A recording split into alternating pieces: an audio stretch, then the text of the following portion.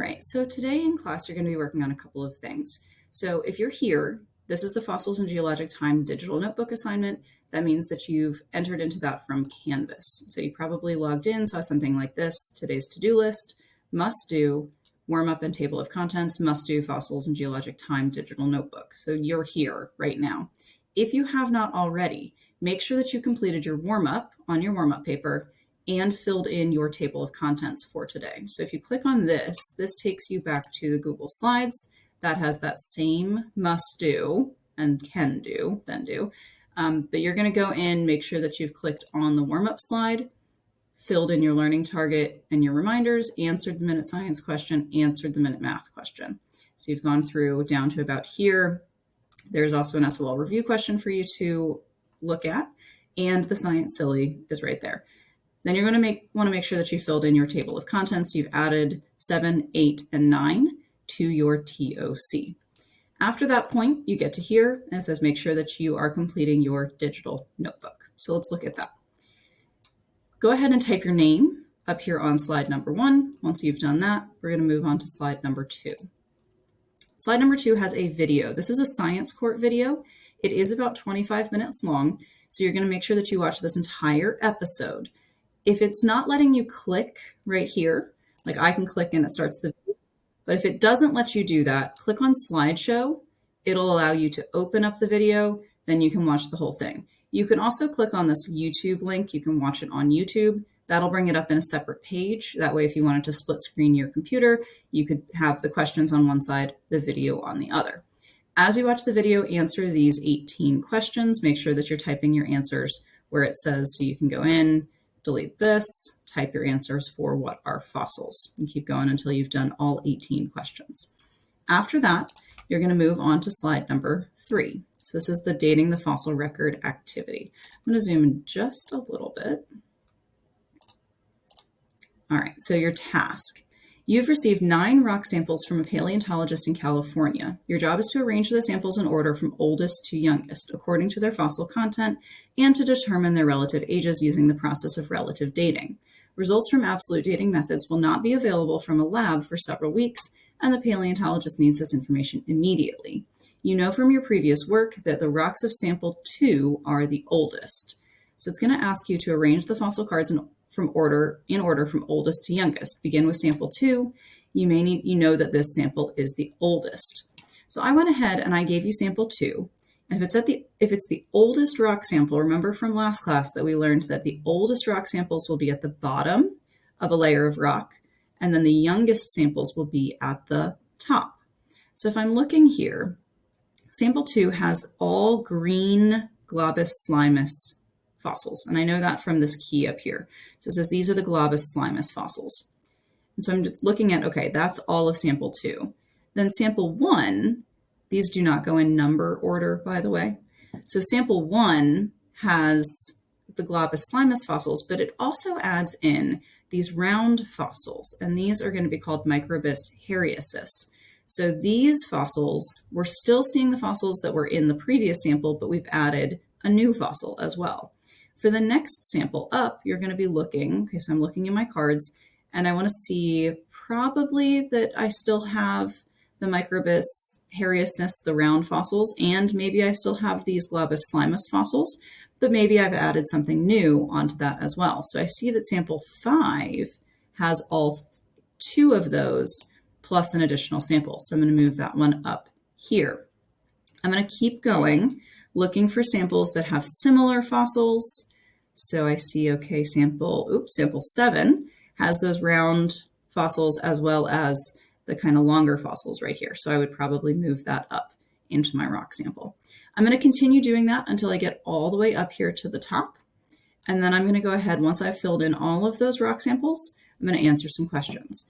So based on your information in the table, which species is the most ancient? That's going to be the one that is found at the bottom, because oldest are found at the bottom. That helps you answer that second question here. And then which would have appeared more recently, that's going to mean it's the youngest. So think, okay, if oldest is at the bottom, youngest is at the top, figure out what sample was right here and what, like which fossils actually were in there. And you're going to type that into this because you're finding it at the top. Describe a scenario which may have led to the extinction or evolution of the Globus limus species. That's really, there's no right or wrong answer here. I just want you to use a little bit of your prior knowledge to what you know might have caused an extinction event to happen. And what information does relative dating provide to paleontologists? That's really just going to be that we're seeing which fossils are the oldest, which fossils are the youngest. After you finish that, move on to slide 4. And slide 4 is using the same information, but it says, you're planning to prepare a timeline for paleontologists in California. But when the results shown below come in from the geology lab, you discover that, gasp, the dates have become separated from the appropriate rock samples. Absolute dating is very expensive and you can't have it done again. But wait, you've already determined the relative ages of the samples on the previous slide. All you have to do is arrange the dates from oldest to youngest and label your table from bottom to top. Add the dates to your table below.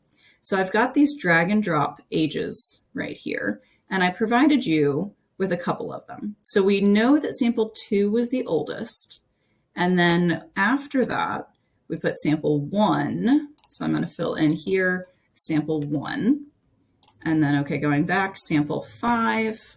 I'm going to fill in sample 5. We're going to keep going all the way up until you get to this very top fossil. After that, you're going to use these ages. So we started with age in millions of years. So the highest number is going to be the oldest. We're working in reverse order. So 30.2 million years ago, 28.5 million years ago. If I look, okay, in my next largest number, 26.3. So I would drag that in and go ahead and label 26.3 million years ago is my next oldest age. And I'm going to keep working until I get all the way up here to the top.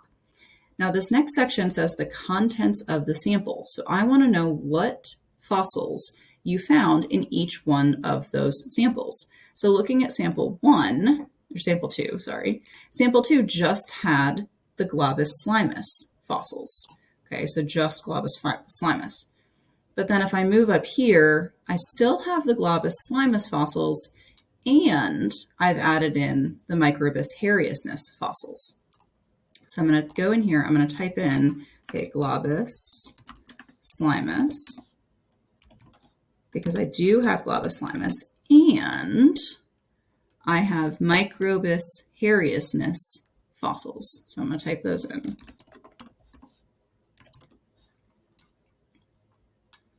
Harius.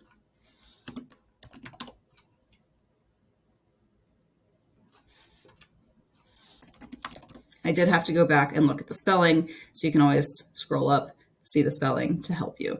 So now in sample 5, so I'm looking at back, sample 1 just had the Microbus hariousness and the Globus slimus fossils. This one actually has 3 different fossils. So it still has the Globus slimus, it has the Microbus hariousness, and it also has Fungus among us. So we're going to go in, we're going to type in, this is Globus slimus.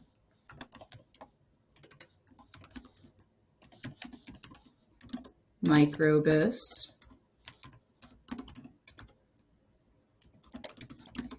and our last one is Fungus among us.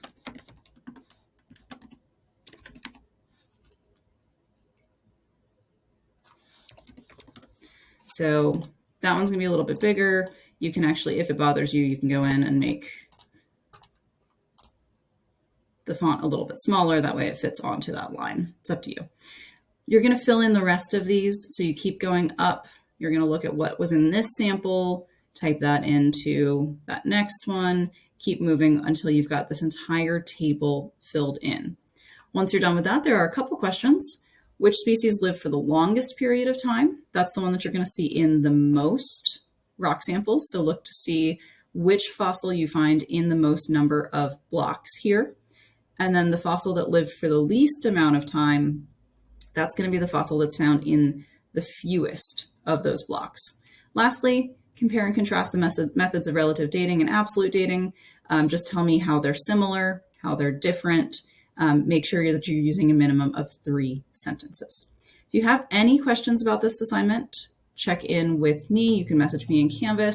You can ask a neighbor, see if they're having any if they've gotten to a question that you haven't gotten to or that you're stuck with. So help each other out, make sure that you're working together, and make sure that you submit this in Canvas when you are finished.